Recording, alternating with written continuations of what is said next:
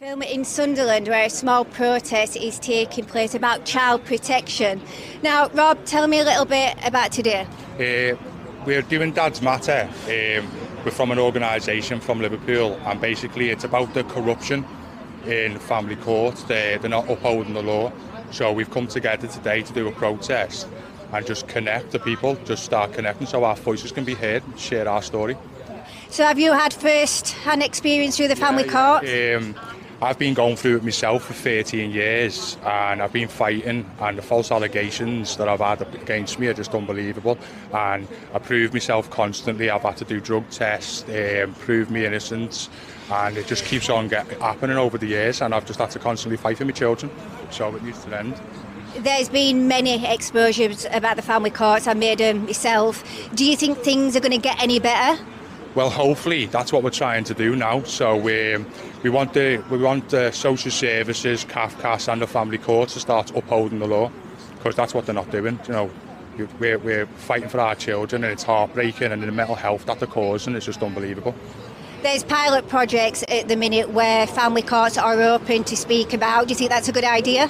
I think they need to speak about it. It's so private, and there's just so many people being hurt. And you know, we've travelled all over the country and met some amazing people, and the trauma that they're implementing into the community is just unbelievable. So we need big changes, especially on the mental health side of it. That's what we're trying to do as well. What changes do you think are needed? I think they need to. With the false allegations, if they're making false allegations and they're getting proved to be false, then I think they should uphold the law, and you know, the contempt of court should be upheld. That's what needs to happen. A lot of people I speak to are saying that when evidence is being provided to CAFCAS or the court, it's not being checked. Is that something that you've heard of? 100%. So when you're submitting your evidence through a C2 application, when you're doing it, both parties are supposed to be involved and have the evidence.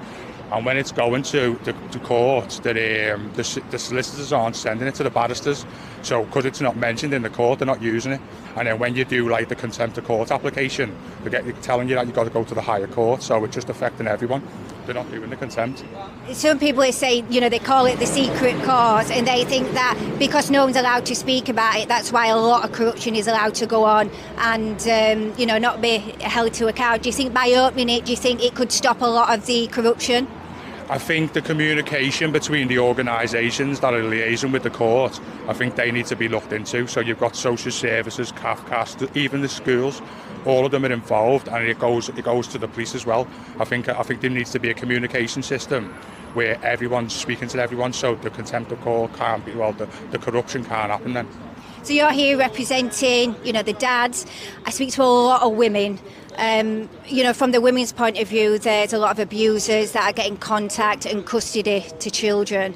You know, what do you think to that? So our organisation is called DADS Matter because we're dads, but we help mums and dads as well. So we're versatile with that, and we want to show awareness for the whole family. So we want to set up an organisation called the Whole Family Organisation, but I think there should be some structure in it. And I think rather than there be not seeing the children, because mums and dads split up, you know what I mean? But that doesn't mean that the parents can't have a relationship with the children, and I think there needs to be a solution. So what do you want to achieve from today's protest? I want to connect and show everyone that it's not just happening in the UK, it's all over the world, and there needs to be something done. They need to uphold the law, and you know, there needs to be some kind of a solution for the families. Do you think children are put at the forefront? I don't think the children have got a voice at all.